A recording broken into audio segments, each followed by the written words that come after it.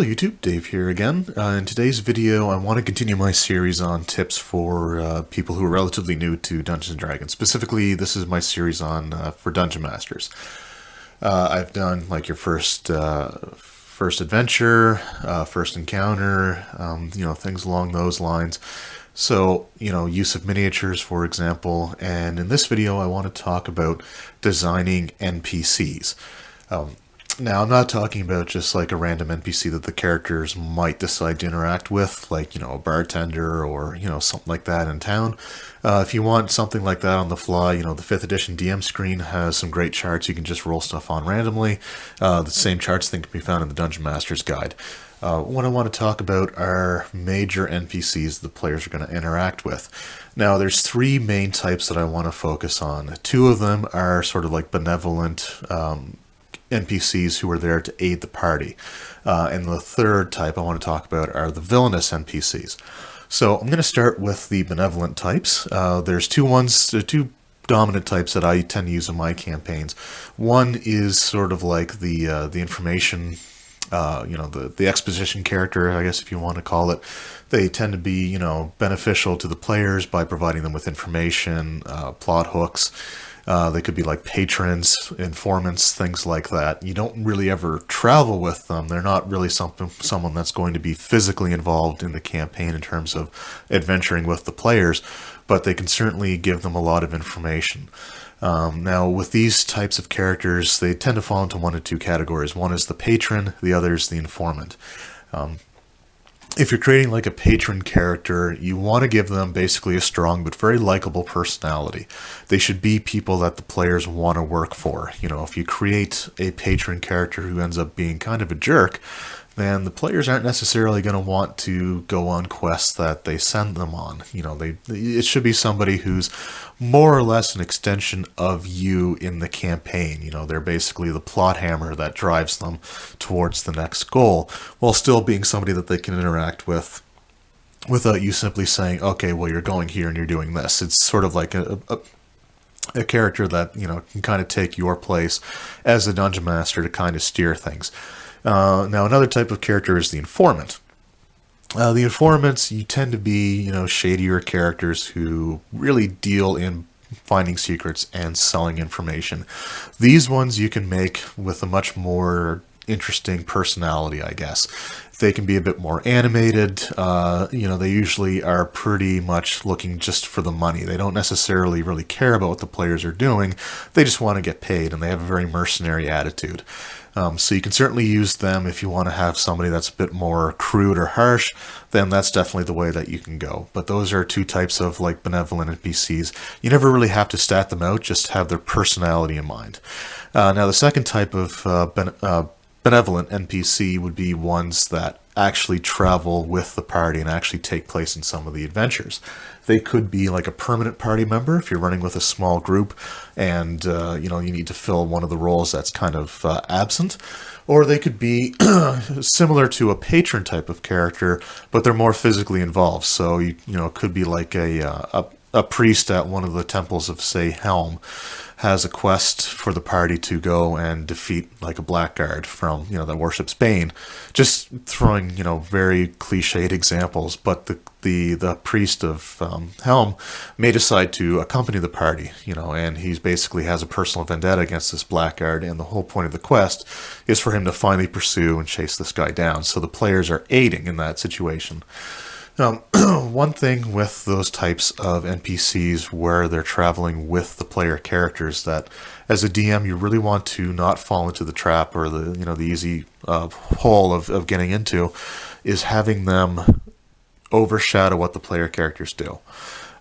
If it's somebody, if it's somebody who's more of a patron who's joining them on this one particular quest, it's okay if they're a bit, more powerful than the characters normally would be. They may be a level or 2 higher.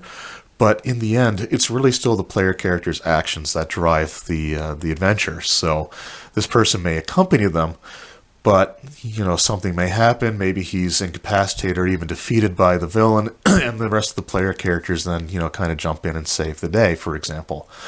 If you're creating an NPC to join the party on a permanent basis because they're missing something, like say you've got a 3-player group, there's a fighter, a wizard, and, like a rogue or a ranger or something like that, but they're missing a cleric, for example, excuse me, you may want to make an NPC cleric that can join them and fill the role of the healer.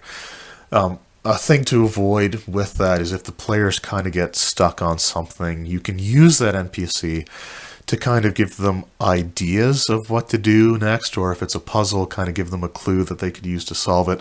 But you don't want to do it very often. It's one of those things that you don't want the players to rely on that character as a crutch. Like if they are lost or they're trying to investigate something and they come on a dead end and they can't think of where to go next, you probably shouldn't have the NPC suggest the correct course of action. Maybe something along those lines that can get the gears turning and get the players to kind of, go on the path that you want them to. But you want to have them kind of do that very, very sparingly. In general, these NPCs should just kind of fill their role in the group, in terms of combat, in terms of exploration. But you don't really want to have that NPC kind of steer the actions, for example, which is something that I've been guilty of, myself in the past. So it's, like I said, it's easy enough to do. These characters you obviously want to stat out fully. You want to create them the same way you do a player character, with the same restrictions, the same character creation method that you plan on using, and the same equipment. Now, if it's one who's only joined them for a single quest, he, like I said, he may be a level or 2 higher, may have like a magic sword or something like that. But other than that, you really want them to be pretty much on par with the rest of the players, especially if it's a permanent member. So with that said, I want to talk now about the villainous NPCs. So the villains that you plan on using in your campaign should be very well thought out and fleshed out before you really start the adventure that they're going to be in, or the campaign even, if it's like a campaign villain. You want to have them fully statted out. And when I create a villainous NPC, especially a major villain, I stat them out the same way that I would a player character, except they tend to have, suitable equipment that would make sense for them to have. They would use that equipment, and they tend to have higher than average hit points. If it's something that, the players are going to face this NPC in single combat, then I tend to give them maximum hit points based off their hit dice.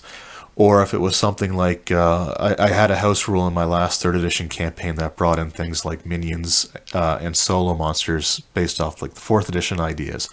So if it was something that was supposed to be a solo monster, he may have, twice as many hit points as something like that normally would, just to create a memorable encounter with this villain that they've been pursuing for quite some time.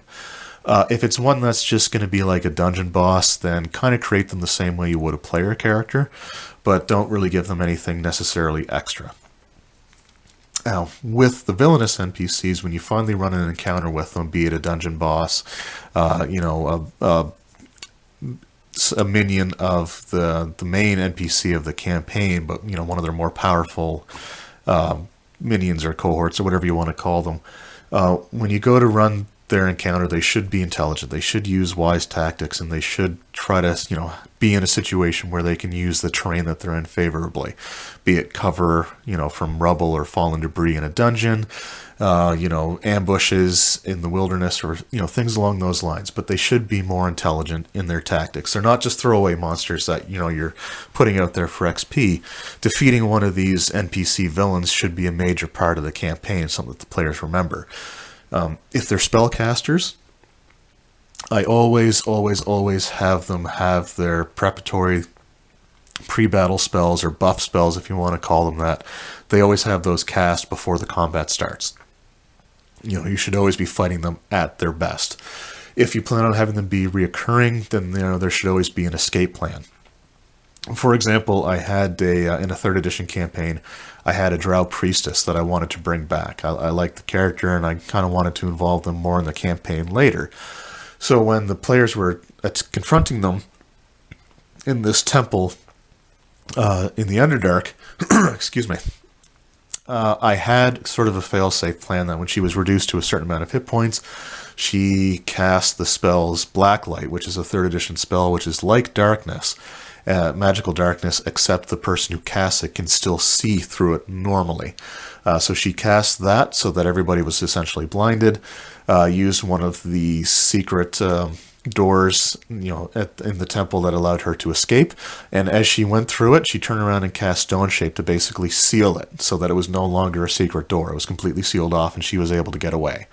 Recurring villains are things that you may want to use somewhat sparingly, right? You never want them all to get away, but if you're running a long-term campaign, you may want to pick, a handful of, maybe 2 or 3 NPC villains that the party will confront at least twice throughout the campaign. Have them escape, and then have them resurface later on. With stuff like that, their final defeat should be something that the player characters celebrate. So I just wanted to get that out there. It's just some ideas when you're designing NPCs. Again, always make sure that they have a nice, strong personality. Your villainous characters, you want them to have strong motivations. You want them to basically, be fully designed before the players even know who they are.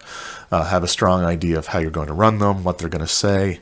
And, especially if you have them in a situation where they get to interact with the player characters before the fight, be it in that same encounter or maybe some point much earlier on in the campaign.